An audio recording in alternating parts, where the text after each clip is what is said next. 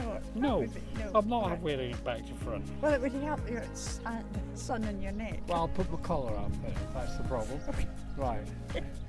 God, is it going to be like this all day? Yes, it is going to be like this. Oh all day. dear.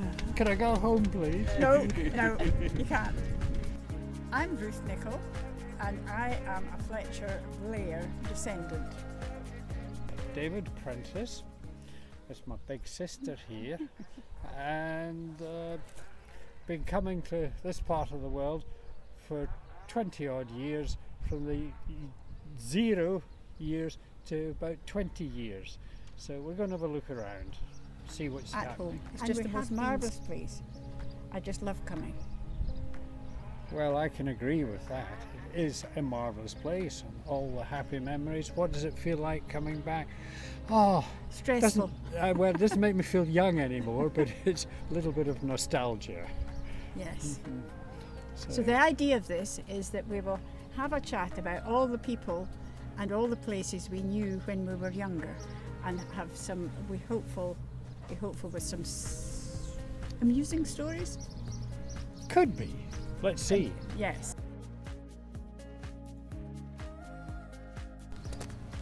My main thing is in this street was Fulton's, where you could get the lines and the sinkers and the... There's pictures of Fulton somewhere. Yeah. Yes. One of the good places. Oh, it was a wonderful place to go. That was where you came and got all your Equipment for fishing. toys and Yeah, Funny. equipment for fishing. equipment I for your don't- holiday. I don't remember that bit about getting the fishing kit, but I do remember McBrain's buses here, and they stayed in this shed, this green one, straight ahead, and they parked here, and you get in and out Lochgoilhead regularly on McBrain's buses. You could even get to Dunoon on them. So, yes, McBrain's And the buses. Sunday papers came in here on a steamer, and they were distributed by Grace, who lived in either that house or that house, Grace McEwen. And my goodness, she didn't get away without paying. Or she was one of these totally unsmiling people, you know.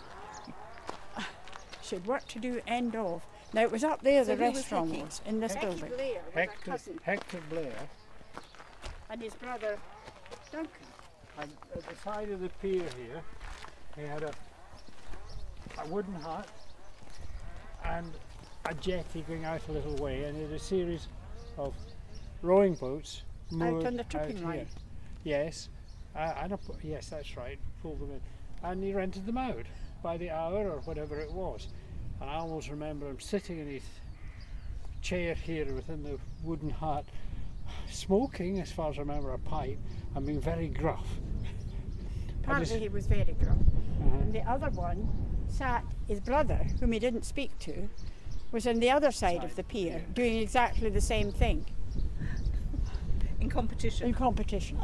Yes. That we got off a boat, a steamer, with all our goods and chattels. A trunk, I think, we had with clothes, because we were here to stay for certainly 3 weeks, if not a month.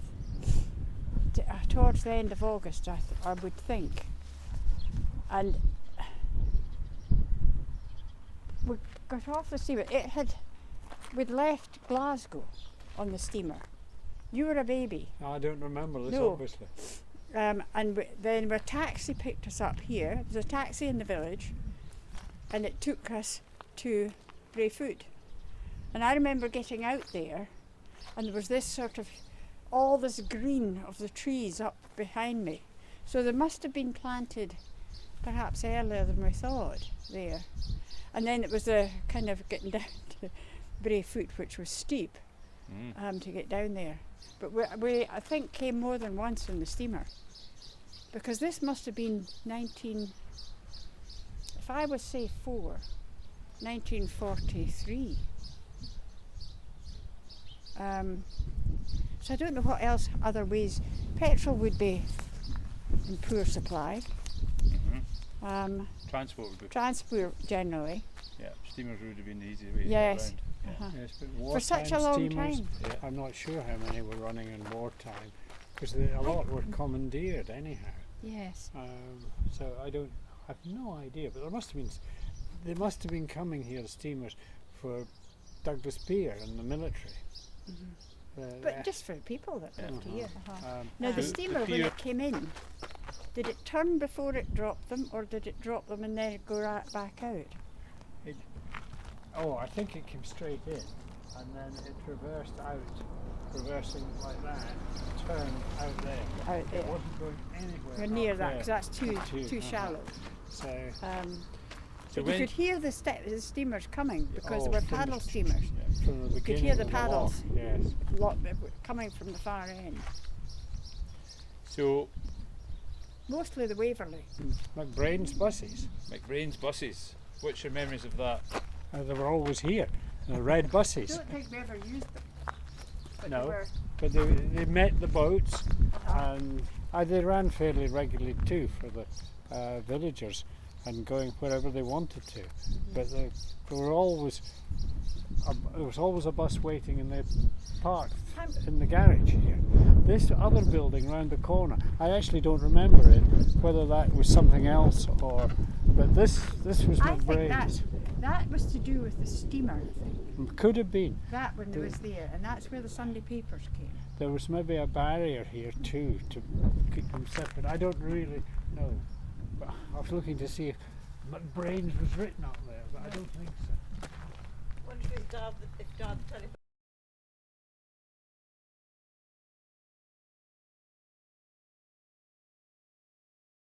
Or who did it come from? The first I remember of, or have any knowledge of, is that Mother and Father rented Brayfoot from old sea captains who lived in it. The mother even may have been alive quite some time, up to almost the time that we were there, I don't know. But and how we heard about it was because next door was Dr. Jean Stalker, and she was a friend of my grandmother's. And somehow she had heard that it was such a thing was possible, to rent this house for a holiday. And we then, it was all agreed, and we went in the steamer from Glasgow to where, David? Where would the steamer come to? Here, Lochgoilhead. Did it come all the way? Oh, yes, I yes. think it did. Oh yes. Yes, from the Brumalog. Yes, it did all From around the- the Clyde estuary. With a trunk of clothes, and I think probably a dog, and 2 children. And we were to be there for probably 3 weeks to a month. So you as a family you rented the accommodation known as Brayfoot, and the two you mentioned 2 captains. Who were they? Captain Jack seemed to be the boss one, and there was Captain Bob. We think they were brothers, but we're not sure. And then there was a third gentleman there who was Blind Willie. So there were 3 resident there. And when we rented the place, they moved into what we call The shack. the shack, yes, and the bunk beds or the bunk room, and as far as I remember, left the house to us for however long we're there. Now, Apart from the kitchen. well, I didn't remember that, but you remember that. Yes. But, He had made arrangements. Captain Jack was the one that cooked, and he'd made arrangements at certain times of the day, every day. The kitchen was not available to us, which was a little bit awkward because David was a baby at that stage and needed fed more often. So Mum had to cook his food on a pan on the open fire in the sitting room when required. obviously, when I was that small, I remembered nothing. So, and you pulled the baubles off the fancy arrangements around the fireplace, which were yellow. Well, as this is now being recorded, I daren't refute that and pose a family argument. And Mum had to throw them back on. So Very Victorian. So you got to meet Captain Bob and Captain Jack and Blind Willie, and whilst you were there renting, they were obviously stayed on site. Yes. famously. Absolutely on side. And was there much engagement with them? Were they nice people? Were they scary? I mean, Captain Bob sounds a bit ominous. Captain Jack sounds like Captain Jack Sparrow. Well, and Blind Willie is obviously sounding a bit dubious. But what were they like? We didn't really know them very well. I mean, at all. I didn't, but I mean, in the latter stages, I expect my gran knew them quite well, or certainly knew Captain Bob, because he was there a lot longer after Captain Jack. He had died, as far as I remember, but my impression of Captain Jack was he was very scary, because he was tall, black-haired with a big black beard, and I don't think he communicated at all, other than to be gruff. I don't remember Captain Bob. Captain Willie was not Captain Willie. Blind Willie was amazing, because he could chop all these kindling fire sticks and couldn't see. So we watched him. I don't know whether we were waiting for him to chop a finger off. I don't know. But he did that in the shed outside the kitchen. And he lived in the bunkhouse, which literally was just a bunkhouse. So your first introduction was renting the place, Mhm.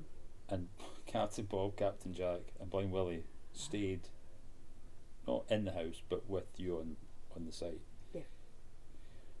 Now, when did the family buy Brayfoot? After How did Well- your grandparents come to buy it? Yeah. How did it, I think the date's 1947. 1947, you think? Yes, so just post-war. yes. And I think Captain Bob had died. And Okay. what he had arranged was the house was left to his niece, and if he apparently told Grandpa that if he would get first option on the house if the niece did not want it. So she indicated fairly quickly, I understand, that she didn't want the house and Grandpa could buy it. And Grandpa bought it, and then it became the house we all knew. Lock, stock and barrel, all apart from a few things that the niece came and collected, which wasn't a lot, I don't think. I've no idea what she wanted. So apparently there was a lot of Chinese memorabilia in the house. Is that right? When you bought it? Well, there were bits and pieces. Oh yes, and there was screens, the type of thing the Victorians had to prevent drafts. Drafts. And it was very Chinese, very ornate, the one I remember, and it was also used to a certain extent to divide the big sitting room. Yes. It partitioned off one part of it, and we tended to use the front part nearest the lock. But yes, there were a couple of chairs that were Chinese, I remember, that were hidden behind the screen. Whether we ever had the fire on in that half, I doubt. But I don't think so. I never but remember. we had fires on in the other half in summertime, so it says something about the weather. Yeah. Yes, the house was certainly very Victorian, and of course the kitchen. Well, the kitchen, you had the Duchess in the kitchen, and there are plenty Duchesses were around. I don't know who still is one that works, but that was the name on the front of it. It had two fires in it, and I'm not quite sure what they both did, but one must have heated some water and the other cooked in, and there was an oven within it.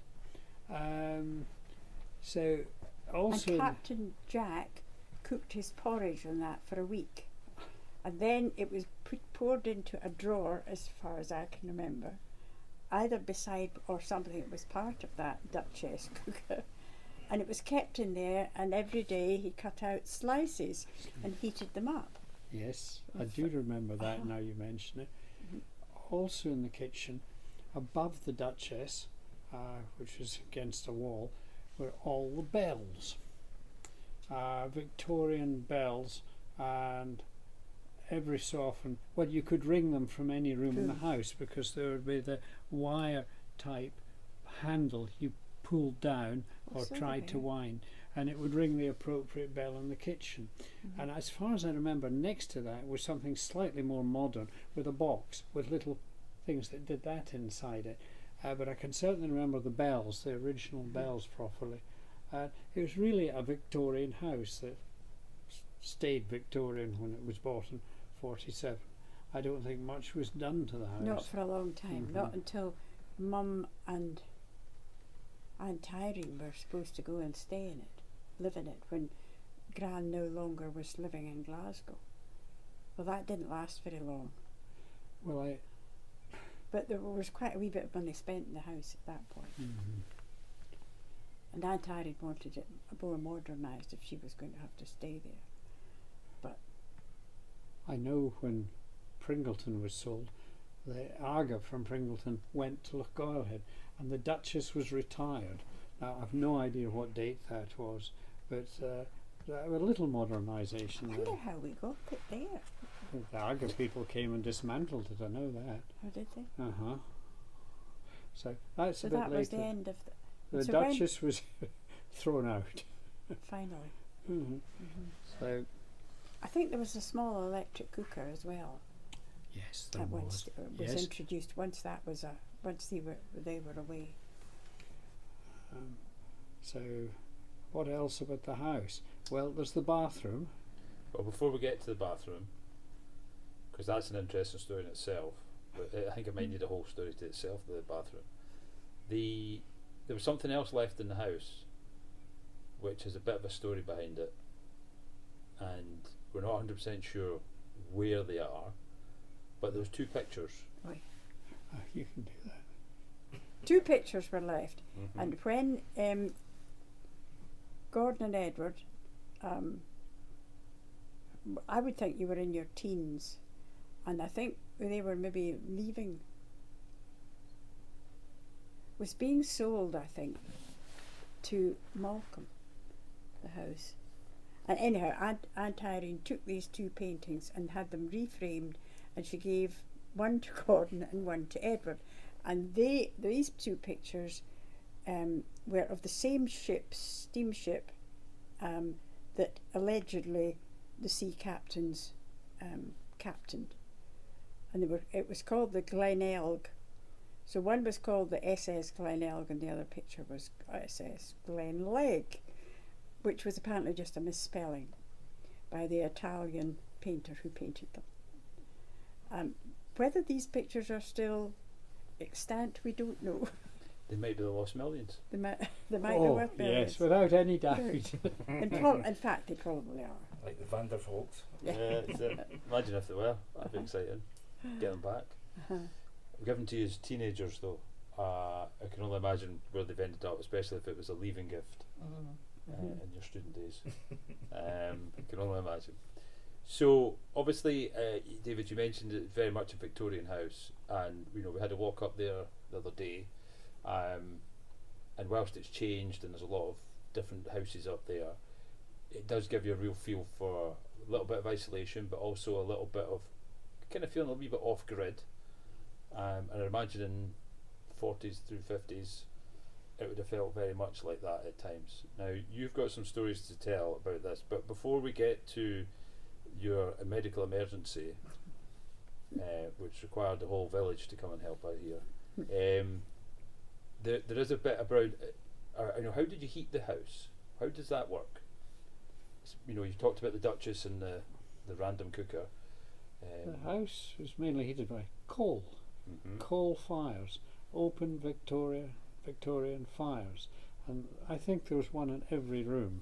But they weren't actually used. Bedrooms included. No, the ones that were used was the main. Well, it was mostly summertime. Was this Supposedly. one in the sitting room, and I seem to remember it being on all the time. Mm-hmm. And of course, that coal was delivered by coal lorry coming along the road above, and they had all the sacks stacked up on the lorry, and they would come to a hole in the wall with a snake, and opened it, and there was a chute that took the coal right down into the bottom of the shack, underneath where the sea captains were living. And the bottom of the shack had a place for storing coal, for keeping kindling wood. That's the other story about Blind Willie we've mentioned. And this would be a regular supply of coal down through the chute. And if you walk along Inverlownen Road today, you see many of the houses still have the hole in the wall cut, still with a door in it. I think the one for Brayfoot's gone. I think it's been removed actually when they built the road going down. But that was the heating. And of course, for a long time there was no electricity whatsoever. So we had oil lamps, and you took candles to bed when you went up to bed. And the oil lamps were interesting. It was a sort of daily duty to trim the wicks, check up there was enough wick there, of course, and top up with paraffin to make sure you could run all the next evening. And I remember things with playing cards. We children playing cards in the sitting room, lit entirely by oil lamps. There was one in the wall, one in the middle, one over the mantelpiece, and candles. So that was quite something, taking candles to bed. Do you remember when that finished? When did we get electricity there? It was quite late on. Well, It was quite certainly late the on. first few years it was always I would say to the early 50s, but I have nothing to base that on at the moment. Do you think that would have been were there other people in the row had electricity? Yeah. No, I think it all came in at the same Yeah, time. that's what I was wondering. Yeah, it wasn't okay. delayed for any reason. Yeah, it No. was just Mhm. everybody. It was just Yeah. waiting for it to come out. Uh-huh. So obviously, being a bit isolated out in what is now known as Millionaires Row in the local course. community. Oh yes, it certainly is. You had a bit of an emergency, which resulted in the first phone being installed after. Tell us a little bit about your emergency. It was interesting. The usual thing was when we got there for a holiday, and I always remember it being the beginning of August till the end of August, Father, I don't know who decided, but Father's car was put away in the village in one of Johnny Blair's sheds, and the car was locked up and it was not used for the month. Similarly, there was no telephone in because Father was always at the beck and call of the telephone and the practice. So it was thought for Father it would be peaceful, quiet, no telephone, no car, complete relaxation. So this worked, I think, very well till I was a bit pained, and we worked out I was probably about 15. So what are we? Many. Okay, I'll tell you. 65 years ago. Is that all right? I was going to reach the stage. The pain was severe, and I was rolling around on the floor, not knowing what in the heck to do. And no doubt I was shouting, but I can't remember that bit. But I can remember rolling around on the floor. So Father thought, what do I do? He had no car to go and fetch anyone.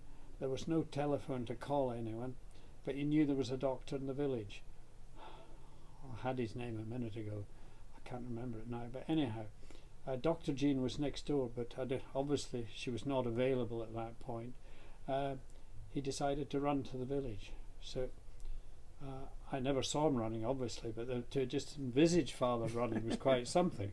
So he ran to the village and came back with the doctor, who immediately examined me and sussed the problem and injected me with atropine, which was relief, was fantastic.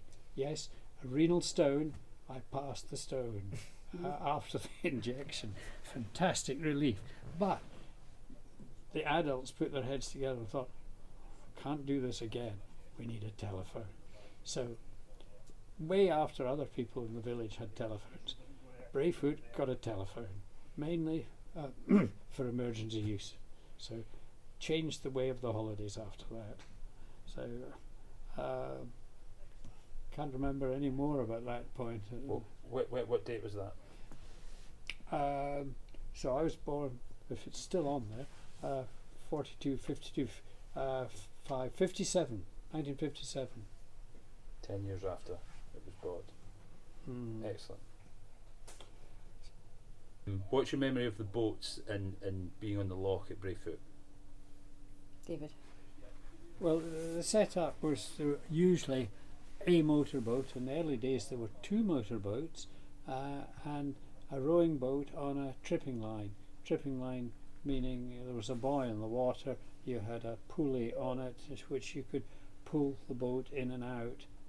So when you put it out at night, so as the tide could come in and out, and the boat would remain on the water. So we always had a rowing boat. You used the rowing boat to get out to the motorboat.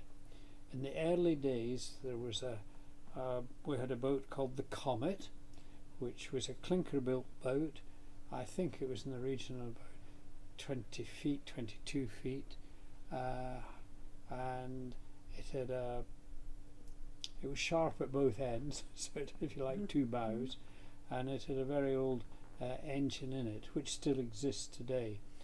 Then it was getting tired and maintenance was a problem, so grandfather bought another boat that was an ex-naval, US naval boat, and it was christened the Ina Ruth after my dear sister. And it lasted many years, but it was a comfortable boat, a more modern Kelvin engine than the other one, and it was the engine was partly partitioned off from passengers, and so the family, however many were, could sit in the boat and have chat if they liked above the noise of the engine, and it would go along about a maximum 7 knots, which was reasonably fast. You could get around the loch in a reasonable time. So the Ina Ruth was the last one, and it lasted until grandmother died and Uncle Johnny took over, and then the maintenance of it was just a bit much, and it was given away to The Scouts. Scouts, yes. I don't know if they're the Lochgoilhead Scouts or further down was. And they had the responsibility of the upkeep, and they got, of course, the engine with it. So that was sort of the end of the boats in Lochgoil. But great fun, very safe. And was there ever safety of any kind thought of? Oh, No. wheesht. We never wore a safety belt. No one checked that everyone could swim. No. But I think maybe it was Sandra asked, how often did you fall overboard? I never remember falling overboard, or anybody else. No. So the dogs, yes, there was always a Judy on board, and occasionally she fell in, particularly going between a rowing boat and the big boat. It would part company and the dog would go. But no, I don't remember falling in, so we're maybe lucky. I don't know. I mean, it was not something you heard much of, people No. getting into trouble with, drowning. I mean, there must have been something. We weren't there. And the loch could get very wild. Yes. And the loch could get very wild in winter. And talking of boats that disappeared, your one, we were talking about it earlier. Yeah. And I mean, you could wake up in the morning after a storm and your boat had gone. Yeah. And again, there was, well, where you had to follow the direction of the wind And the tide. and the Yeah. So, yeah. and it would appear. Well, you would have to go and somehow retrieve it.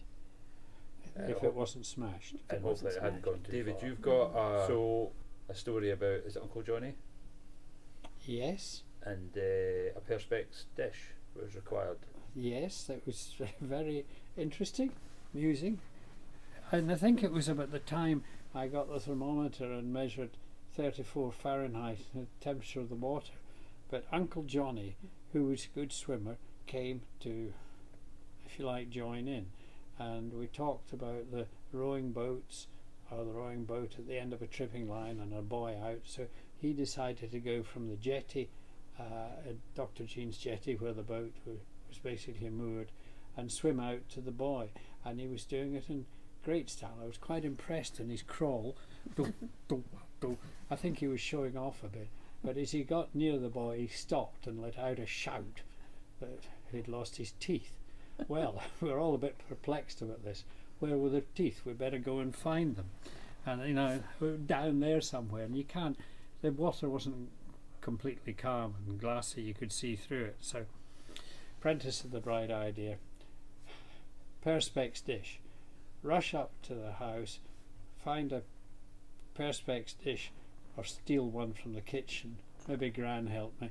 And back there, back into the rowing boat, look over the end, put the Perspex dish into the water, and then you could see through the waves. And here we spied a big crab with Uncle Johnny's teeth, and we saw it crawling off with teeth, and it disappeared into the seaweed. So we never could retrieve the teeth and how, or anything. We didn't know anything about them after that. Never saw them again. And Uncle Johnny was going on our toothless wonder. I think they were quickly back to Glasgow to the dentist. So we had a little amusement on that occasion.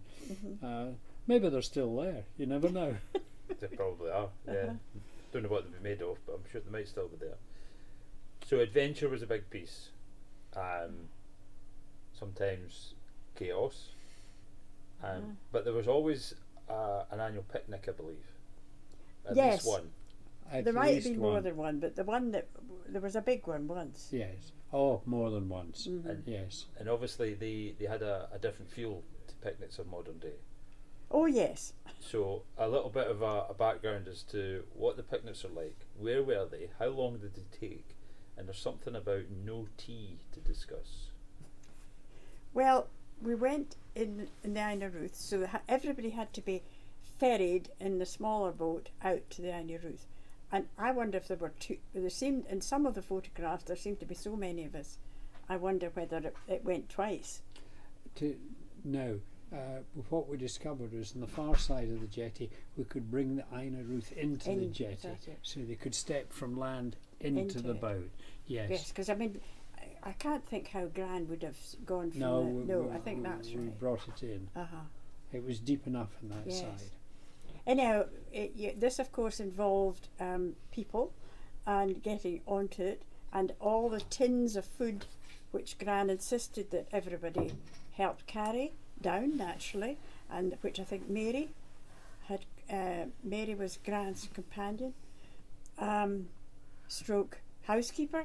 Helen Mary from the islands, and all loaded up, plus dishes, plus napkins.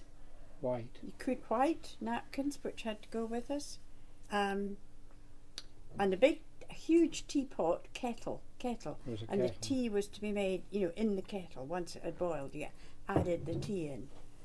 But between the sandwiches, the cakes, and the tea, these were the essential, and some matches. And kindling. That's right. Some of Blind Willie's kindling. And we would set off down to Beer, which is, I don't know how far away. It seemed quite a wee while before we got there. And then we had to unload, everybody to get unloaded at the other end. How did that happen? There was a little place that we could put the nose or the bow of the boat into. And the men would jump into the water. The ladies were helped out at the bow. So, yes.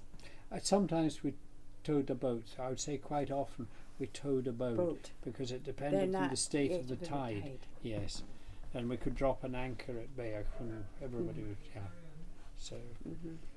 And we all got onto the shore on this occasion. I don't know which year it was, and there seemed to be big lots of people, and sisters of Grans and Papa, and I don't know, a lot of people.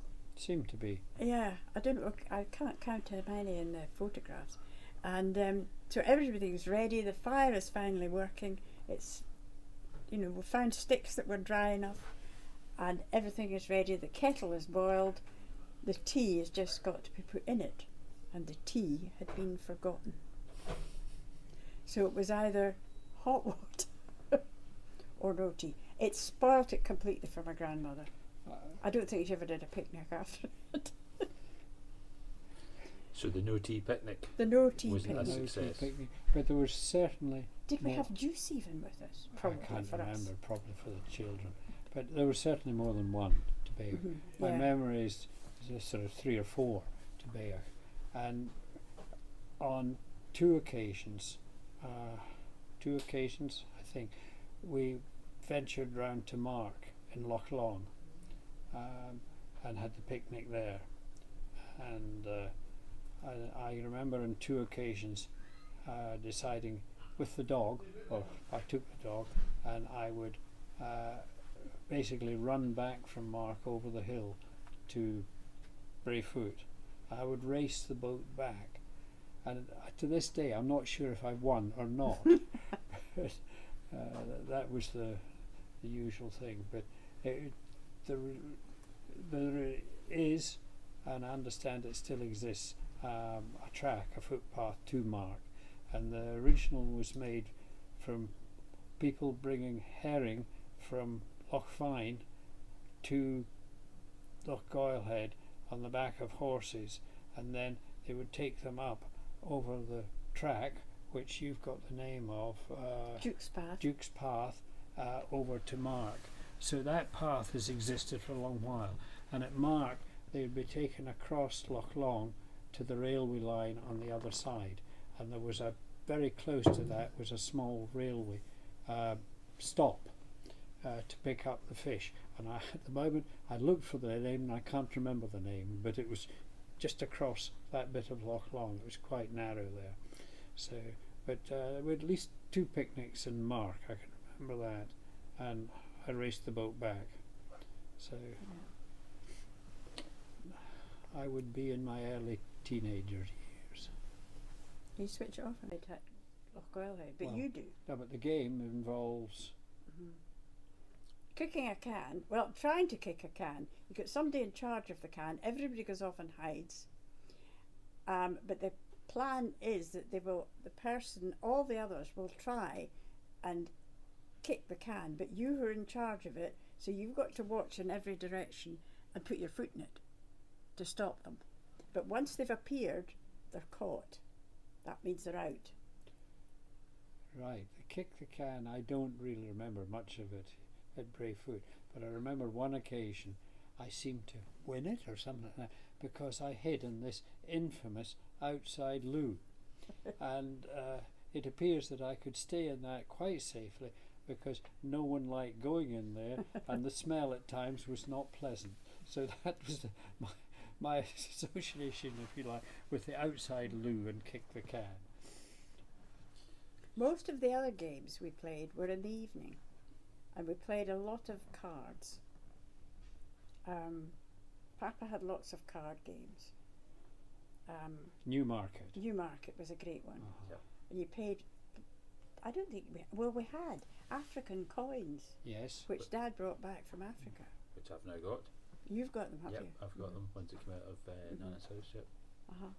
Oh, They're still in the ivory box I'm glad that you've with got the them. cribbage box that they were kept in. Yes. I've got that. It's not in great shape, but I've got that with the African coins. It's in Girvan.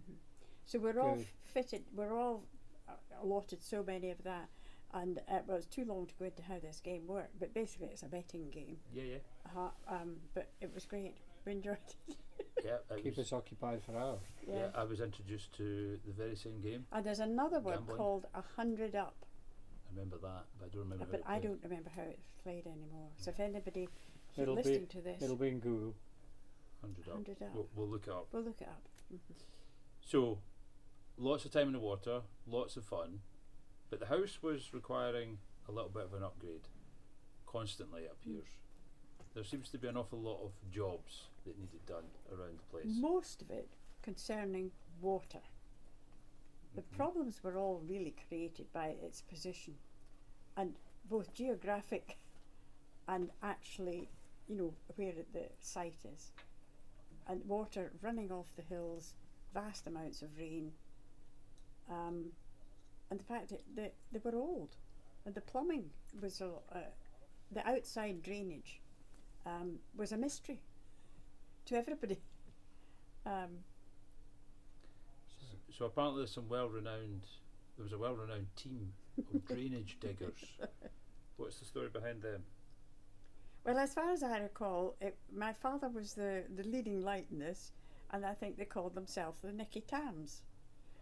And it was his job in the summer to come ready as a Nicky Tam member to help with the outside drains.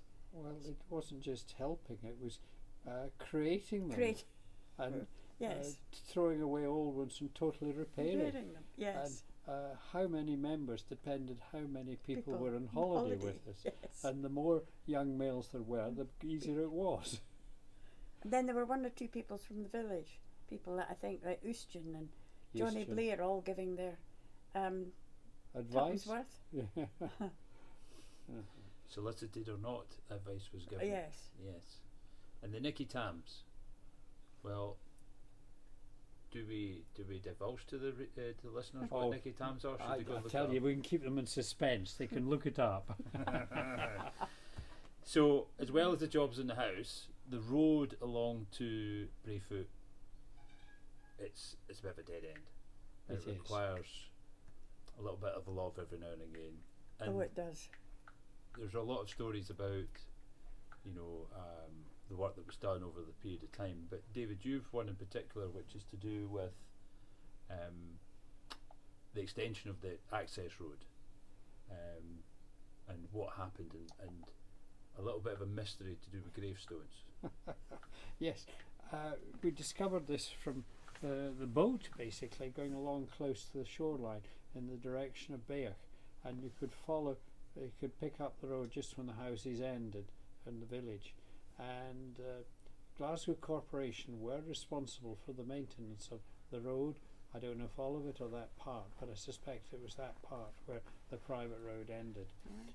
And we could see at one point that it had been repaired very nicely, gravel sort of stuff on the top, but underneath, and you could see them from the sea, or from the shore side, not from the top side, were gravestones.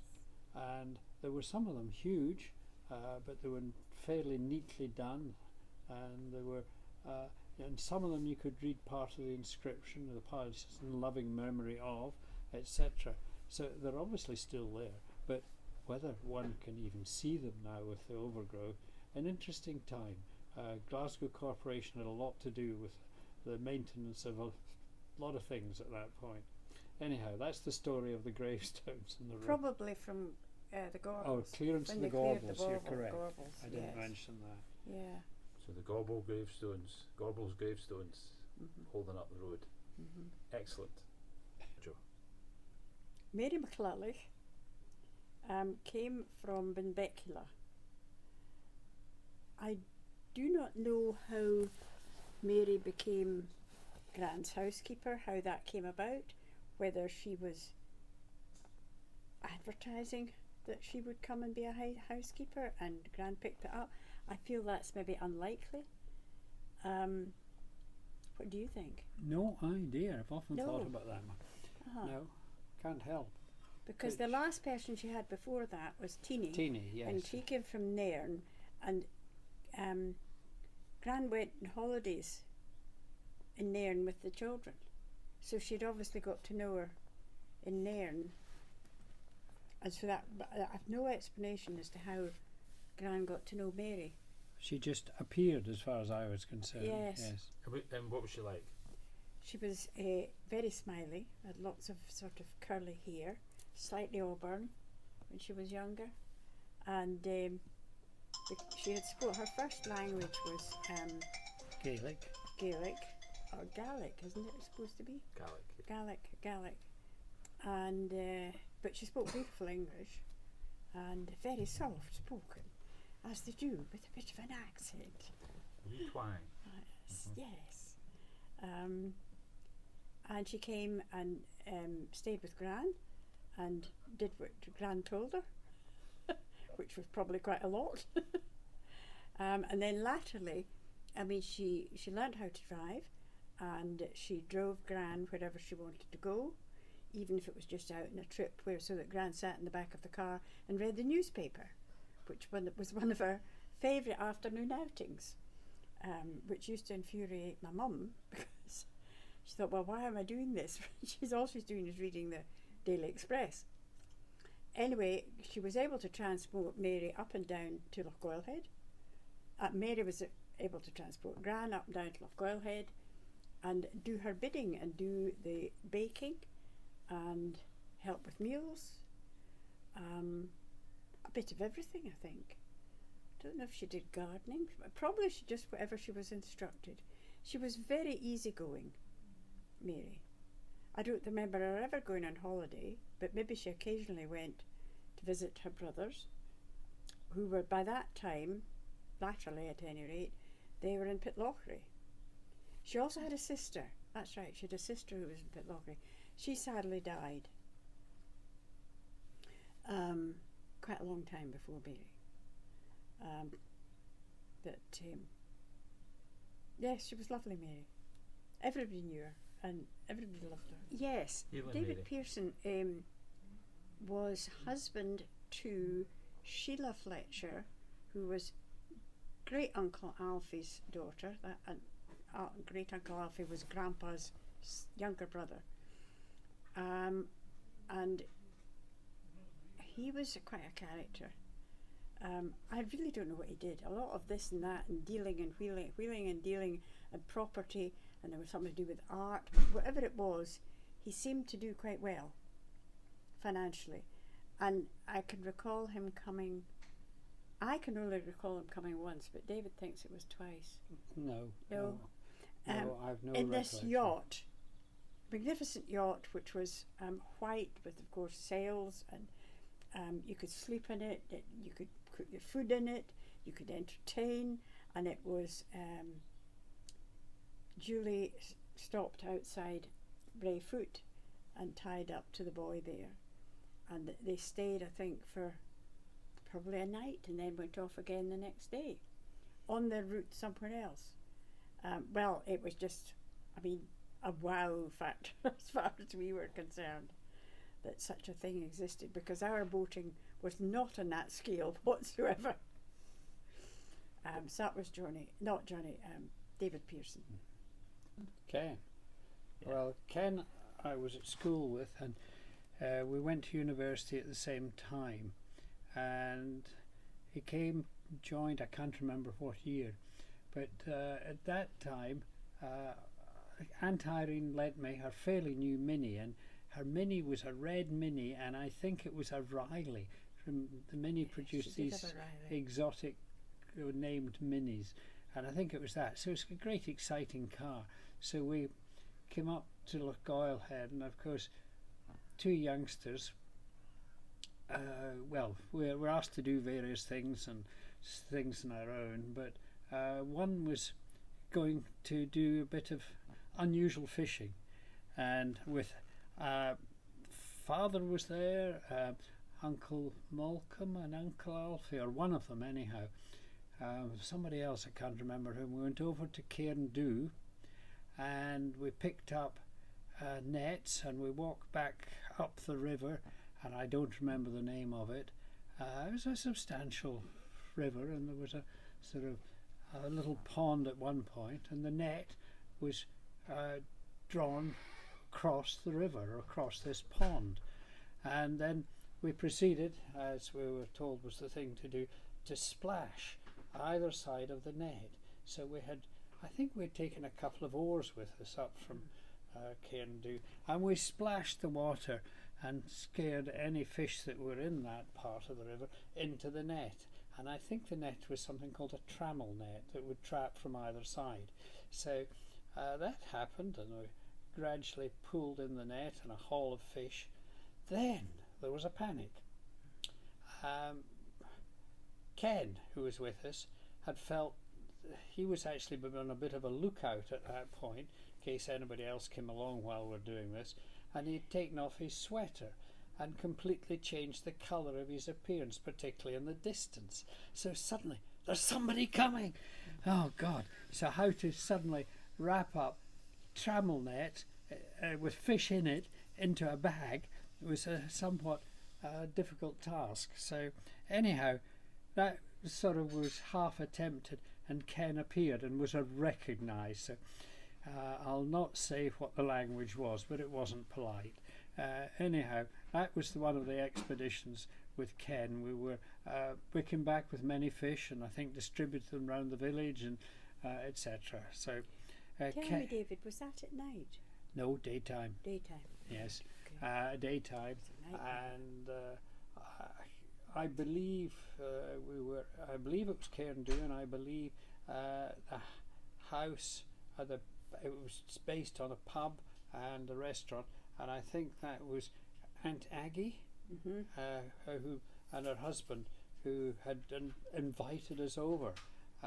But I'm not absolutely sure on which relatives. Anyhow, that was Ken and our fishing expedition. She did.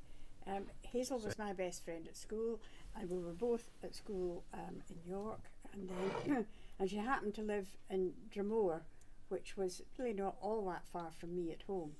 So, and we travelled to and from school in the same train at the beginning and end of term. So she came and spent holidays with me, and I with her. So one holiday she came while we were at Lochgoilhead, and unfortunately she wasn't awfully long there when she developed spots, and they got worse, and they began to cover most of her, and she had chicken pox, which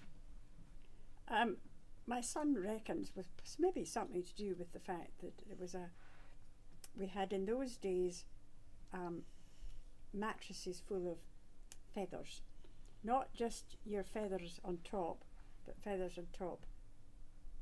on top and below. So when you get into bed, you just sort of sank, feathers up all round you. I don't know if it was anything to do with that, but she certainly was ill with chicken pox, very ill. And the parents were too far away to come and get her, so it was a very unpleasant time for her.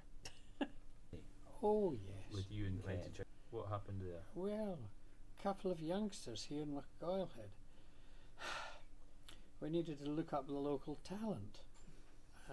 So we heard there was a dance at St Catherine's. That's over the hill in Lochfine. You can go through Hell's Glen, or we did. So an aunt's red Mini, and we probably made sure it was clean, and off we went. I was driving, and apparently Ken reminded me of this not long ago, that I managed to, somewhere between Lochgoil and St Catherine's, I managed to spin the car on the road. Of course, I denied that immediately, but then the memory did come back. He said you were very cool, calm and collected. But I apparently spun the car.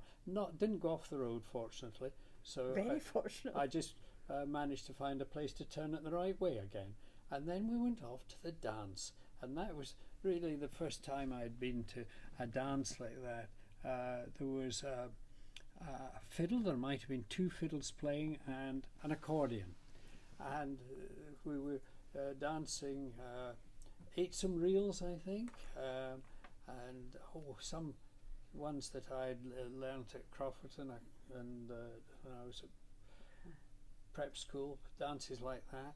So we had a great evening, but I don't think we made any conquests with the young ladies, unfortunately. Your inability to dance the dances maybe had some, was maybe some cause for that. So that was Ken. There was another study, but another story, but I can't remember it at the moment.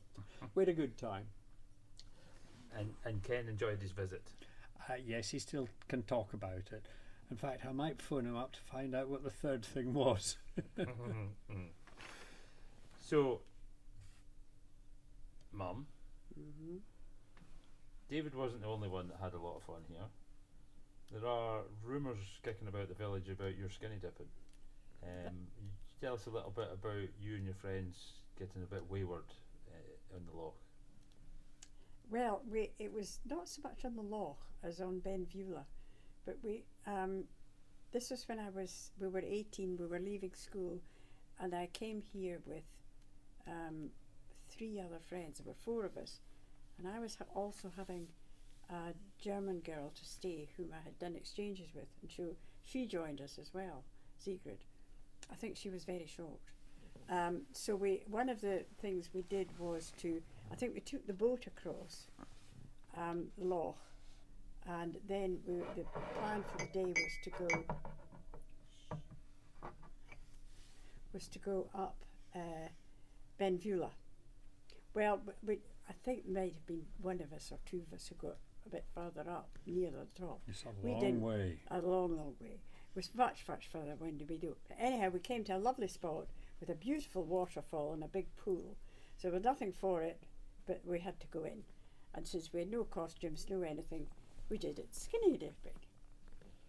So that was, yes, and there was also another occasion as well later. I did a skinny dip at Berg, simply again because I didn't have a costume Sounds to like, hand. sounds like a bit of a theme. Mm-hmm. Good, good. And one final story from you, David, is your good friend Tim Rigby Jones. You come up here for a bit of study. Yes, Tim was another one I went to school and went to university with, and we did everything sort of in parallel. He, like Ken, became a medic and GP.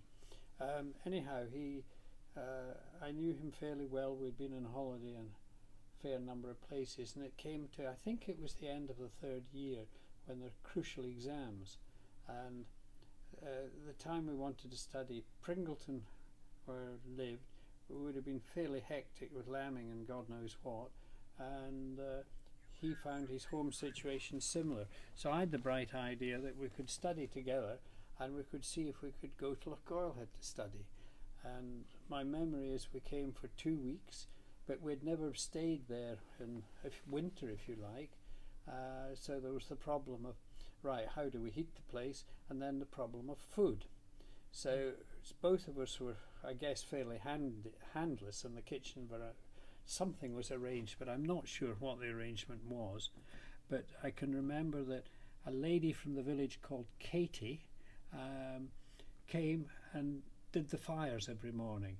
So whether that was the kitchen fire with the Duchess, it certainly was the fire in the sitting room. And there may have been another fire, maybe in the dining room, maybe one of us worked in the dining room. But if we worked for 2 weeks doing our studies and we passed our exams, so it was successful. But it wasn't to have fun and games chasing young girls or trying to chase them at St Catherine's, so it was a more serious event.